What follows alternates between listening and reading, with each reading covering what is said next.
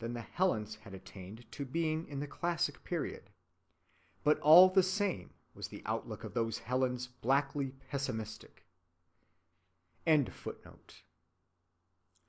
The jealousy of the gods, the nemesis that follows too much happiness, the all-encompassing death, fate's dark opacity, the ultimate and unintelligible cruelty, were the fixed background of their imagination. The beautiful joyousness of their polytheism is only a poetic modern fiction. They knew no joys comparable in quality of preciousness to those which we shall ere long see that Brahmans, Buddhists, Christians, Mohammedans, twice-born people whose religion is non-naturalistic, get from their several creeds of mysticism and renunciation. Stoic sensibility and Epicurean resignation were the farthest advance which the Greek mind made in that direction. The Epicurean said, quote, "Seek not to be happy, but rather to escape unhappiness. Strong happiness is always linked with pain. Therefore, hug the safe shore, and do not tempt the deeper raptures. Avoid disappointment by expecting little, and by aiming low, and above all, do not fret." Close quote.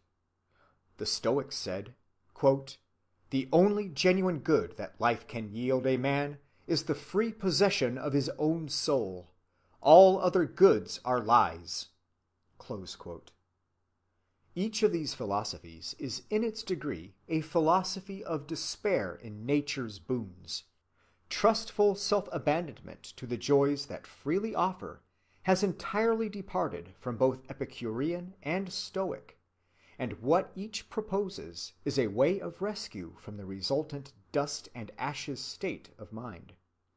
The Epicurean still awaits results from economy of indulgence and damping of desire. The Stoic hopes for no results, and gives up natural good altogether. There is dignity in both these forms of resignation. They represent distinct stages in the sobering process which man's primitive intoxication with sense happiness is sure to undergo. In the one, the hot blood has grown cool. In the other, it has become quite cold. And although I have spoken of them in the past tense, as if they were merely historic, yet Stoicism and Epicureanism will probably be to all time typical attitudes, marking a certain definite stage accomplished in the evolution of the world-sick soul. Footnote. For instance, on the very day on which I write this page, the post brings me some aphorisms from a worldly wise old friend in Heidelberg, which may serve as a good contemporaneous expression of Epicureanism. Quote, "By the word happiness, every human being understands something different. It is a phantom pursued only by weaker minds. The wise man is satisfied with the more modest but much more definite term contentment. What education should chiefly aim at is to save us from a discontented life. Health is one favoring condition, but by no means an indispensable one, of contentment. Woman's heart and love are a shrewd device of nature, a trap which she sets for the average man to force him into working. But the wise man will always prefer work chosen by himself." Close quote. End footnote. They mark the conclusion of what we call the once-born period, and represent the highest flights of what twice-born religion would call the purely natural man. Epicureanism, which can only by great courtesy be called a religion, showing his refinement, and Stoicism exhibiting his moral will. They leave the world in the shape of an unreconciled contradiction, and seek no higher unity.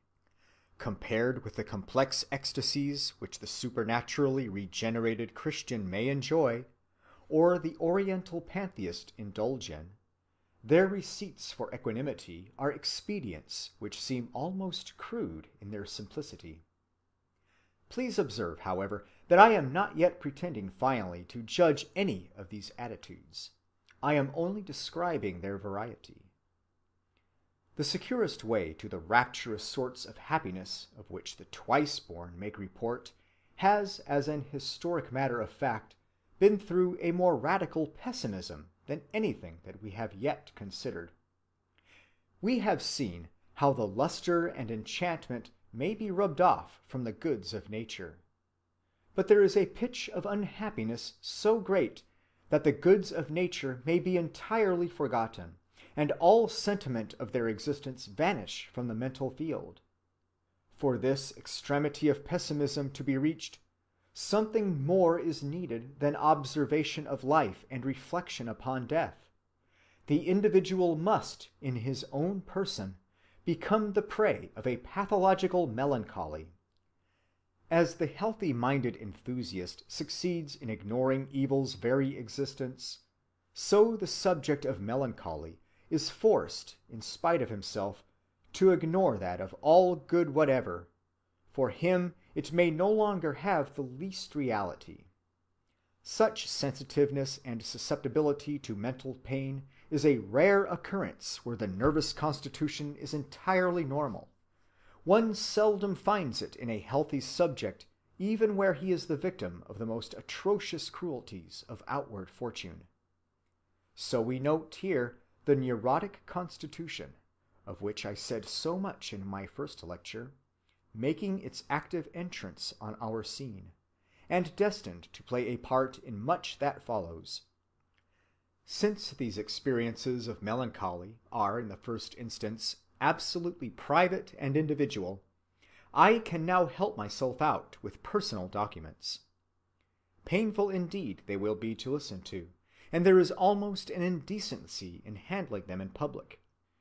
Yet they lie right in the middle of our path, and if we are to touch the psychology of religion at all seriously, we must be willing to forget conventionalities and dive below the smooth and lying official conversational surface. One can distinguish many kinds of pathological depression. Sometimes it is mere passive joylessness and dreariness, discouragement, dejection, lack of taste and zest and spring. Professor Ribot has proposed the name anhedonia to designate this condition. He writes, quote, "The state of anhedonia, if I may coin a new word to pair off with analgesia, has been very little studied, but it exists.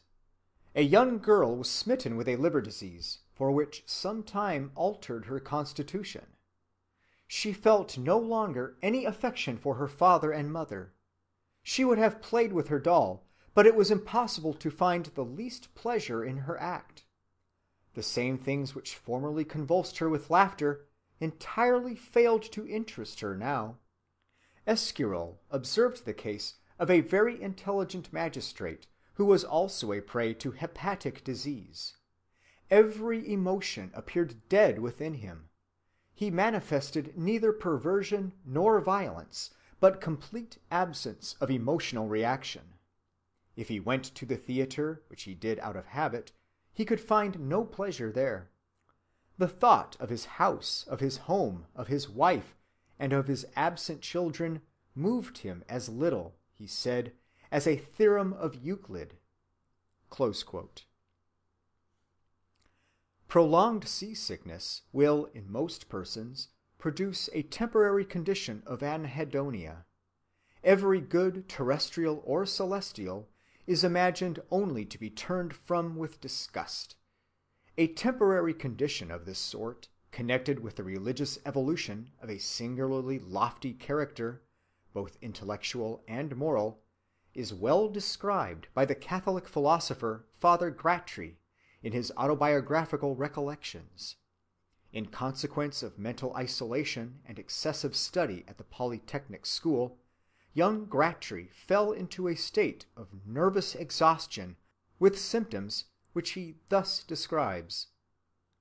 Quote, "I had such a universal terror that I woke up at night with a start, thinking that the Pantheon was tumbling on the Polytechnic School, or that the school was in flames, or that the Seine was pouring into the